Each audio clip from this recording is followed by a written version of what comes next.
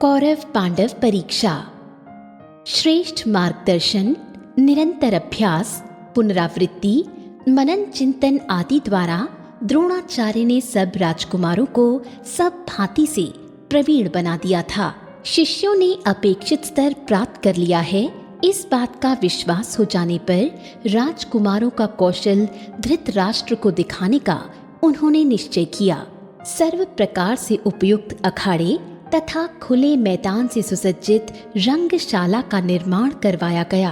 युद्ध कला के प्रदर्शन के दिन निश्चित समय से पूर्व ही मंडप दर्शकों से भर गए। यथावकाश भीष्म, विदुर, अन्य राजपुरुष तथा मंत्री गणों के समेत धृतराष्ट्र समारंभ स्थान पर आए। कुंती सहित गांधारी तथा अन्य राज स्त्रियां भी अपने स्थान पर विराजमान हो गईं। शांति पाठ तथा आशीर्वचन के पश्चात कार्यक्रम आरंभ हुआ।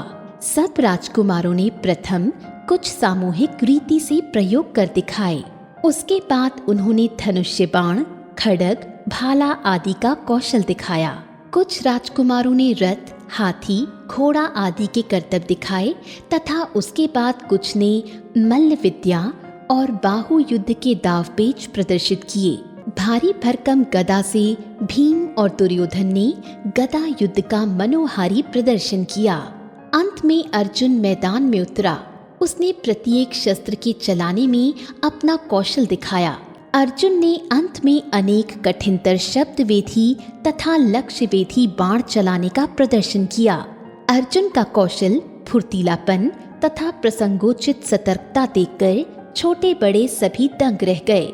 अर्जुन का कौशल प्रदर्शन समाप्त होते ही धृतराष्ट्र के सम्मुख एक तरुण कर्ण जंघा पर थाप मारकर खड़ा हो गया। उसने प्रणाम कर अपना शस्त्र कौशल भी दिखाने की अनुमति मांगी। धृतराष्ट्र की ओर से विदुर ने उसे अनुमति दी। अर्जुन ने दिखाए हुए सभी युद्ध प्रकारों का उसने उतनी ही कुशलता से प्रदर्शन किया, तथापि उसके प्रदर्शन में कौशल होते हुए भी सहजता न होकर एक तरह की शेखी थी। नम्रता न थी बल्कि अहंकार था। प्रदर्शन समाप्त कर उसने द्रोणाचार्य को प्रणाम किया और गरजते स्वर में कहा, प्रजाजनों, राजकुमार अर्जुन ने दिखाए सब युद्ध प्रकार मैंने उतनी ही कुशलता से कर दिखाए हैं।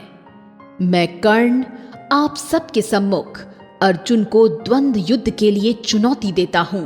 तब गुरु कृपाचार्य ने कहा, द्वंद्व युद्ध केवल समान योग्यता वाले वीरों के बीच ही होता है।